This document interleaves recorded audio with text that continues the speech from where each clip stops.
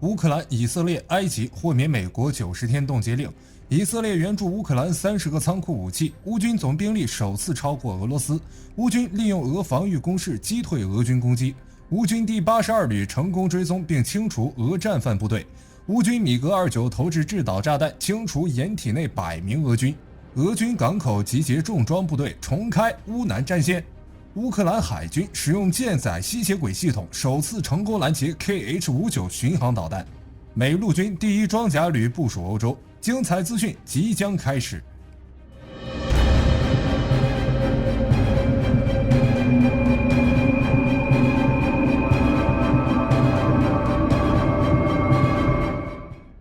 美国90天冻结令一出，搞得人心惶惶，生怕美国直接放弃乌克兰。但现在不一样了。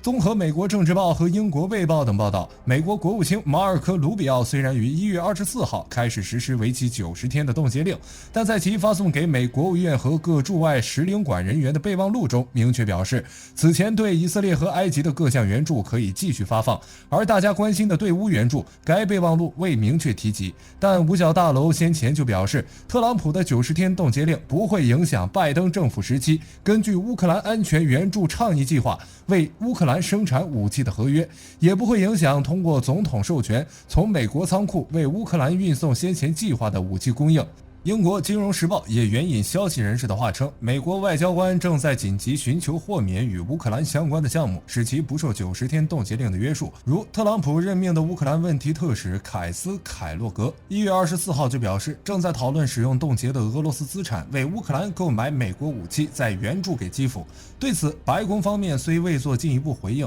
但早在拜登时期，乌克兰就曾收到了第一笔被冻结的俄罗斯资金，并将其用在了军事方面。加上凯洛格本人在俄乌议题上拥有很大的话语权，因此如果特朗普延续该方案，也在情理之中。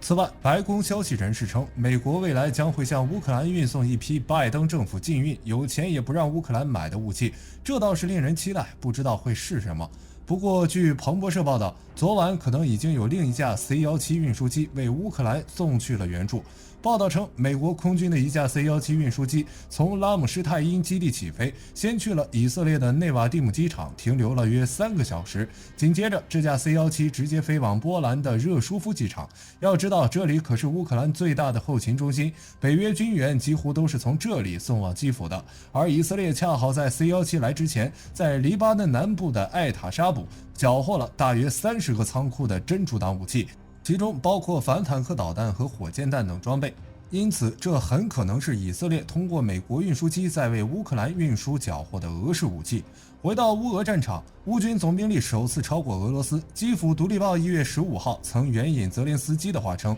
乌军目前总兵力已有88万人，以对抗参与入侵行动的60万俄军。但他也指出，尽管乌军总人数较多，但俄军在部分地区兵力分布密集，因此形成了人数优势。库尔斯克战场，1月25号，乌军在波格列布基附近使用装甲车支援反击，击退了俄军第34摩托化步枪旅一次排挤攻势，摧毁了2辆 T90M 坦克。目前乌军正沿着村庄防守。在马来亚洛克尼亚方向，乌军通过4轮战斗击溃了俄军4个排进攻。有意思的是，该地区原本为俄军控制，在当地构筑了大量龙牙桩和反坦克战壕，没想到如今却成了自己的障碍。加上近来库尔斯克天气回暖，炮弹炸出的坑里积满了水，使得俄军这4次排击进攻中的16辆装甲车行动异常缓慢，最终被乌军标枪导弹和无人机挨个点名摧毁。协同作战的数十名俄军也没能逃过被清除的命运。此外，乌克兰还袭击了当前战线的俄军指挥部。据开源情报报道，乌军第61旅在侦察到俄军位置后，发射数架 MPV 无人机，精准打击了俄军指挥部阵地。现场流出的画面显示， FPV 无人机似乎击中的是俄军武器仓库，引发了连续爆炸和大火。目前详细的战场信息有待进一步确认。与此同时，乌军第82独立空突旅还发视频表示，其麾下的布科维纳营在库尔斯克地区成功追踪并清除了俄军第155独立海军陆战队旅的一个分队。据悉，俄军该旅小分队曾杀害被扣押的乌军士兵。哈尔科夫方向，乌军在季赫和沃夫昌斯克附近打退了前来探查乌军防线弱点的俄侦察和破坏小组，并在反击过程中摧毁了4辆俄军步兵战车。库皮扬斯克方向战线处于拉扯状态，乌军虽数次击退了俄军攻势，但据乌方消息推测，俄军很可能为了继续扩大德沃里奇纳控制区及其附近的桥头堡，会把在沃夫昌斯克作战的俄军第25摩托化步枪旅、第69摩托化步枪师等部队重新部署到德沃里奇纳，以完成对库皮扬斯克的南北包抄。在博罗瓦方向，乌军在扎格里左尾已反推至市中心地区。同时，乌军反坦克营指挥官称，俄军正以大量步兵发起攻击，试图夺取科潘基村。目前两地战斗仍在进行中，乌军利用房屋阵地优势，全力清除俄军有生力量。恰索夫亚尔方向，俄军连续多日的小规模袭击，扩大了该城市南部的灰色地带。而乌军在阻击和反击过程中，使用米格29空投制导炸弹、发射蜂群无人机等方式，最大限度对俄军造成损失。据悉，在战机轰炸后，乌军第10山地旅在扫荡过程中发现了掩体内近100名被炸死的俄军士兵，同时俄军建立的数个临时据点也都被摧毁了。此外，乌军还在25号俄军的一次机械化突袭中摧毁了4辆 BMD 战车，最近则一共摧毁了8套俄军防空系统。托列茨克方向，乌军第12亚速旅和俄军第132摩托化步枪旅等部队正继续在市区内以多路突击战术进行激战，乌俄双方接触线互相交错，往往一栋建筑俘虏就会有双方士兵来回穿梭，很多地方已经没有前线和后方之分，很难说清楚谁控制了哪里，真实战况需进一步等待沉淀。红军村方向，俄军外围进展缓慢。据1月25号发布的地理定位录像显示，俄军正以相同的战术及以小步兵群的形式，从多个方向推进到一个临时据点，然后等集结10个人后再一起发动团体攻击。在行动过程中，俄军会利用无人机来转移乌军部队的注意力。对此，驻守乌军目前正使用霰弹枪、机枪以及其他小型武器来对抗俄军无人机，同时安排大量侦察无人机搜索俄军动向，并对落单的俄军进行定点清除。此外，乌军还继续组织装甲部队在科特林等地持续发起反击，尽力阻止俄军推进。大诺沃希尔卡方向，有俄频道消息称，俄军已经全面占领了大诺沃希尔卡定居点，并于1月25号，俄军近卫坦克第5旅的突击部队完成了村庄南部的清理工作。俄军第40海军步兵旅在城市升起了旗帜，且正在向城北推进。目前该消息尚未得到俄国防部证实，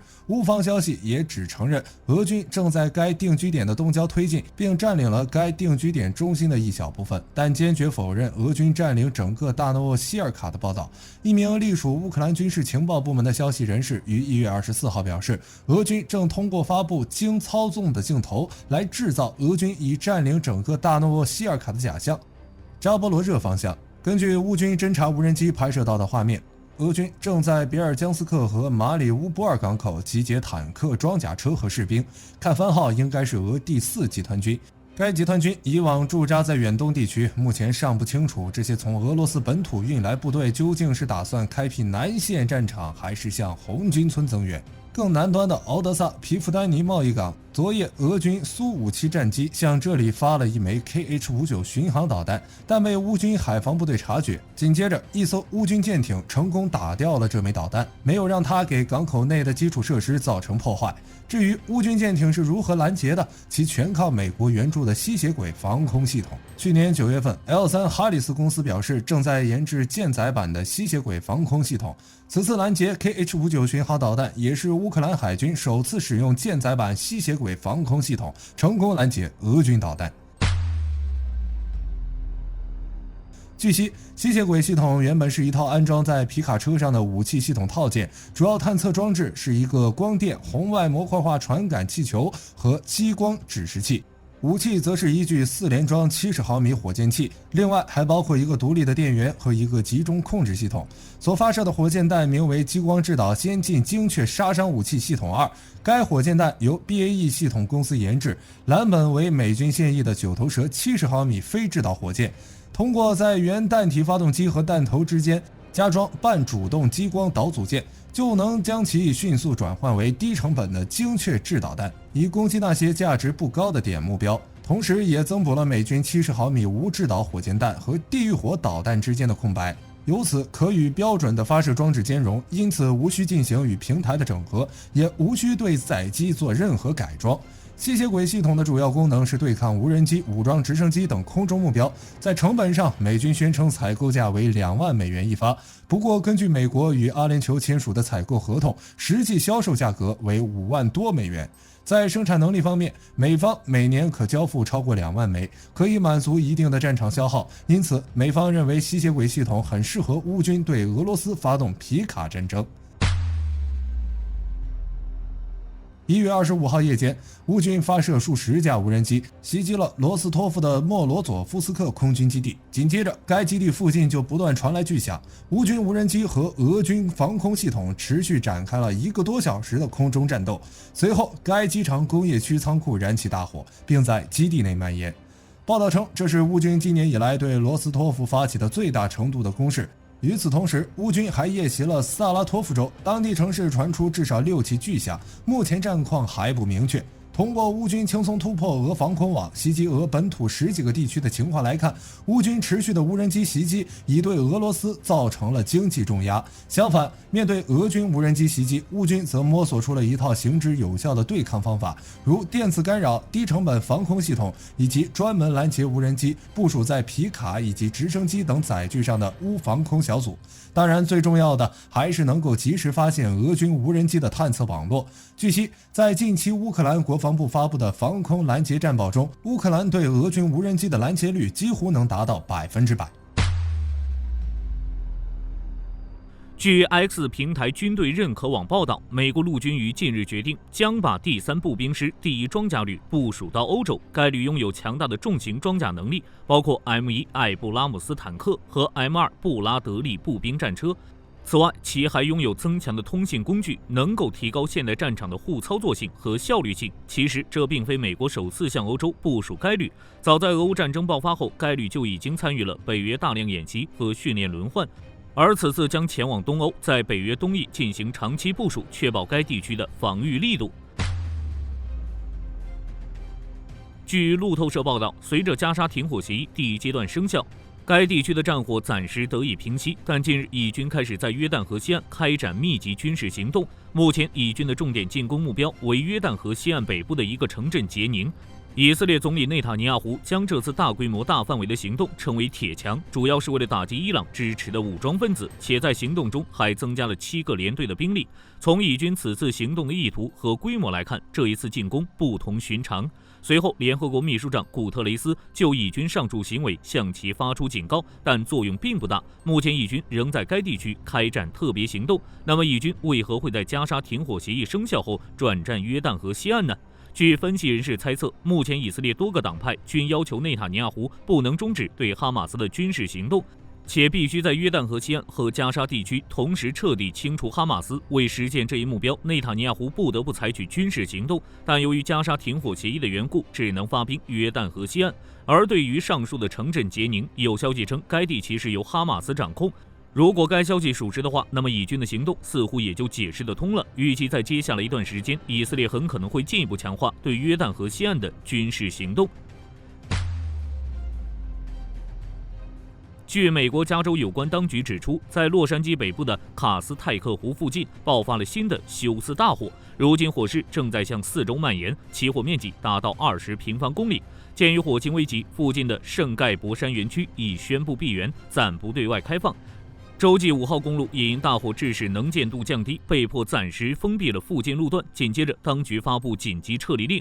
根据洛杉矶郡官员说法，至少约有 1.9 万人都接获到了强制撤离令，另有 1.6 万人接获撤离警告。目前，洛杉矶郡当局、加州当局以及美国农业部林务署均已派出消防人员前往灭火。此外，据加州森林防火厅表示，洛杉矶东部的伊顿大火在烧毁57平方公里土地后，目前91%的火势获得控制。洛杉矶西部的断崖大火在烧毁了95平方公里的土地之后，目前68%的火势获得控制。在损失方面，至少28人丧生，1.6万个建筑物被破坏，18万人被迫撤离火势地带。据中时新闻网报道，美国陆军经过1年试点，准备启动新一代战管系统的原型竞标开发。按照陆军计划 ，NGC-2 的竞标方案预计于2月下旬发布，并于5月正式授予合约。届时将要求中标单位在6个月内交付首批原型。同时，该合约可开放容纳多家防务企业共同参与项目开发，也允许在后续的研发过程中逐步引入更多供应商，旨在打造一个开放且模块化的战管生态系统。这套系统将整合硬件、软件及应用程序，并建立一个共享数据层，让指挥官和部队能实时获取数据，支持作战决策。需要注意的是，陆军已通过试点测试了新系统的可行性，未来将舍弃传统的大型服务器，改为轻便灵活的设计，例如使用笔记本电脑在坦克内操作，而非依赖容易被敌军侦测的大型营地设施。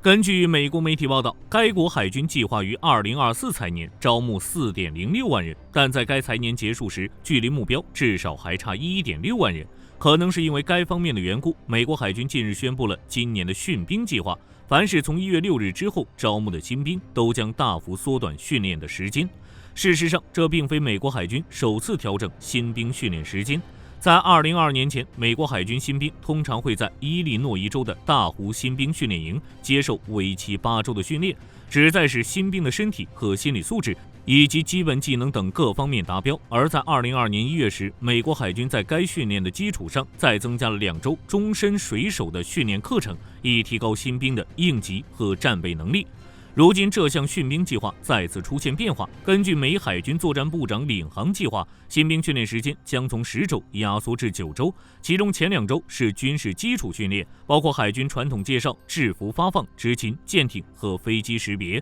军法典基础知识、海军历史等内容。第3至5周是新兵训练的核心部分，即军事化训练阶段。新招募人员将在大型模拟器上学习海军基本技能，包括航海、消防、损害控制、武器使用等。第6至7周是评估阶段，将对新兵前5周的训练效果进行评估。第8至9周是训练的最后阶段，新兵将在驱逐舰模拟器上接受名为战斗岗位21的实操训练。值得注意的是，2022年新增的终身水手训练课程并未取消，而是融入最后几周的训练当中，目的是培养新兵的适应力、心理韧性和领导能力。从调整后的新训练计划可以看出，美国海军压缩了新兵军事基础训练和技能训练时间，增加了2周评估时间，并将技能运用训练从1周延长至2周，更强调训练效果的获取和巩固。此外，据美国海军作战部长丽萨·弗兰凯迪表示，上述计划还针对海军中的作战士兵培训制定代号为33号项目的计划，将招募和保留人才，并通过更可靠真实的训练来提高这些士兵的战斗能力等事宜列为优先事项，确保其能够随时保持战备状态。与此同时，据《每日邮报》报道，英国海军也发布了新训兵计划，从今年5月开始，将缩减海军陆战新兵训练课程，取消原本旨在淘汰体能较弱的新兵攀岩等冒险训练，以及为期4周的基础训练。此前，英国皇家海军陆战队的新兵训练课程时长为36周，比陆军多10周，其中每名海军陆战队的新兵训练费用大约为12万英镑。但由于国防资金匮乏，目前海军陆战队的培训战略不得不向陆军靠拢，而通过缩短训练时间，预计每名新兵将节省 2.8 万英镑的资金，这将会使英国海军在5年内节省出总额约200万英镑的资金，从而转投急需资金的项目。此外，据一名海军陆战队军官透露，海军陆战队军官的培训课程也可能会出现变化，而且由于英国持续援乌，相关弹药和库存武器有所减少，致使部队实弹演习的次数也大幅降低，甚至部分英国国防官员已在考虑收回退休人员的1300万英镑补助金，以转用于军备工作。据自由时报报道，美国研究出了一款微型尾翼，能够使搭载的飞机降低油耗，从而节省相应的经费开支。据美国空军披露，该微型翼片仅约40厘米长，由 3D 打印复合材料构成，安装在C-17机身尾部时，可使该型机减少1%的燃油消耗。虽然单次降耗不明显，但由于 C-17机队飞行频繁，预计每年可节省1400万美元的燃油开支。目前，美国空军已在6架C-17运输机上加装了该款尾翼，另有2架将在本月交付，随后将启动6个月的燃耗评估，为 C-17全机队改装做准备。此外，由于该微型翼片还可帮助飞机和直升机减少阻力，未来也可应用于商用飞机，而这正好符合美国空军2022年提出的一项计划，目标是到2027年时，使空军飞行任务的运行能源使用效率提高5%，到2032年则提高7.5%。预计在后续测试过程中，该微型翼片有可能也会进一步改进。根据美国国防部声明，为响应特朗普提出的保卫边境行政命令，现已成立督察组来确保边境安全，并且批准了3项紧急行动。其美国国防部将增强在西南边境的兵力，共计增加约1500名地面人员，以及直升机和相关机组人员、情报分析员，以支持加强的侦察和监控工作。其二，美国国防部将提供军用空运，以支持国土安全部的驱逐航班，驱逐被美国海关和边境保护局拘留的5000多名非法移民。其三，美国国防部将协助建造临时和永久性的物理屏障，以增加边境安全保障。此外，美国国防部还将与国土安全部、联邦机构和各州的合作伙伴制定和执行更多任务，以应对美国边境面临的各种威胁。好了，本期节目到这里就结束了。特朗普在乌俄议题上还会做出哪些举动？欢迎在评论区留言讨论。我是火力军，下期再见。